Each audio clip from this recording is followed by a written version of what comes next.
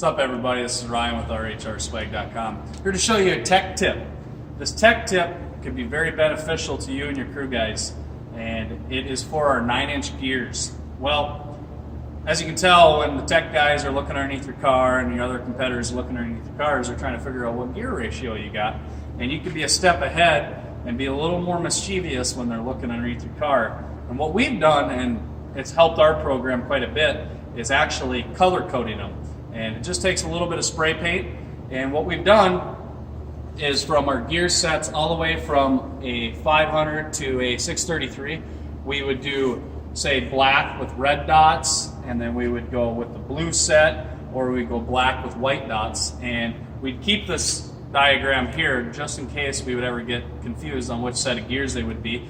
But this is the way that you can make sure that you have the proper set of gears in for each race. And hopefully this tech tip helps you.